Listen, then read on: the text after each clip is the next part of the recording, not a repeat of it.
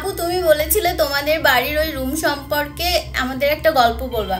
আমাদের বাড়ির রুম সম্পর্কে বলবো বলিনি তো, আমাদের বাড়ির সামনের যে আন্ডার কনস্ট্রাকশন বিল্ডিং আছে ওই বিল্ডিং সম্পর্কে বলতে চেয়েছি। এটা কোনো গল্প না, এটা হচ্ছে একদম সত্যি একটা ঘটনা, 5 মাস আগের ঘটনা। তো ওই বাড়িতে একটা ইনসিডেন্ট ঘটে, ইনসিডেন্টটা কি সেটা আমি বলতে পারছি না, টিকটকে অনেক কিছু বলা যায় না, সাইন দিলে তোমরা বুঝে নিও। তো হচ্ছে ওই বাড়িতে একটা ফ্যামিলি থাকতো, তাদের একটাই মেয়ে ছিল, ক্লাস 9-এ পড়ে, হাজব্যান্ড ওয়াইফ দুজনই চাকরি করতেন। তো হচ্ছে ওনারা বাসায় থাকতেন না, মেয়েটার একটা রিলেশন ছিল, ছেলেটা ইন্টার ফার্স্ট ইয়ারে পড়তো। তো মেয়েটা হচ্ছে ছেলেটার সাথে অনেক মিশতো, আমরা হচ্ছে অনেক দেখছি, নিচে যাওয়ার সময় দেখতাম নিচে সবসময় দাঁড়ায় গল্প করতো। তারপরে হচ্ছে বাসায়ও যাতায়াত করতো, যেহেতু বাবা মা বাসায় থাকতো না। আবার এমন হতো কি ছেলেটা হচ্ছে বাড়ির নিচে বসে থাকতো, আরও হচ্ছে ছাদে বসে পা ঝোলাই দিয়ে বসে থাকতো। তো এরকম অনেক মানে এত বেশি মেলামেশা শুরু করছিল, তো এলাকার সবাই জেনে গেছিলো, আমরাও জানতাম। তো হচ্ছে জানার পর তো একদিন এলাকার বড় মানুষ যারা তারা হচ্ছে ওর বাবা মাকে ইনফর্ম করে যে এরকম কাহিনী। তো বলার পর ওর বাবা মা ওকে হচ্ছে ঘরবন্দি করে ফেলে, ছেলেটাকে ডেকে অনেক বকাঝকা করে।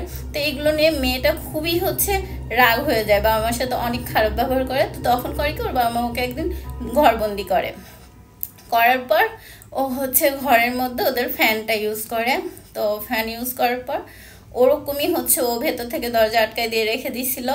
তো ওর বাবা মা সকালে ঘুম থেকে উঠে নাস্তা করার জন্য ডাকছে, তো বের হয়নি। ওর বাবা মা ভাবছে যে হয়তো ঘুমাচ্ছে, না হয় হচ্ছে রাগের জন্য বের হচ্ছে না। তো বলছে যে নাস্তা রাখা আছে, তুমি খেয়ে নিও, আমরা অফিসে গেলাম। তো অফিসে চলে যাওয়ার পর পাশের বাসা থেকে একজন জানালা দিয়ে খেয়াল করছে যে এরকম অবস্থা। তারপরে ওদের হচ্ছে অফিসে ফোন করে জানাইছে যে এই ঘটনা।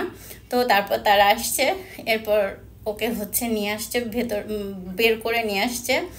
তো এরপর থেকে নাকি হচ্ছে ওই বাড়িতে অনেকেই ওরে দেখে যে হচ্ছে ছাদে।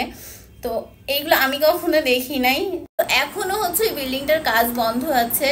তো ওই বিল্ডিংটায় নাকি মিস্ত্রিরা কাজ করতে আসলে ওরা নাকি থাকতে পারে না, নাকি যাই হোক প্রবলেম হয়। তো আমার সাথে একটা ইনসিডেন্ট ঘটে, সেটা হচ্ছে ও তো সবসময় ওই গলিটার মধ্যেই থাকতো আমাদের বাসায়। তো ওই গলিটায় আমি একদিন বাইরে বের হওয়ার সময় আমি চলে যাই, তো আমার পাশ দিয়ে ও পাস করে।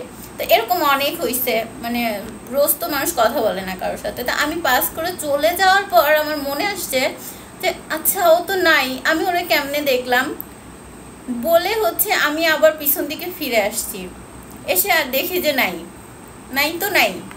মানে এই আমার সাথে জাস্ট একটা ইনসিডেন্ট ঘটছে। আমি জানি না আদৌ এটা কতদূর সত্যি কি মিথ্যা, তবে হচ্ছে কাহিনীটা সত্য।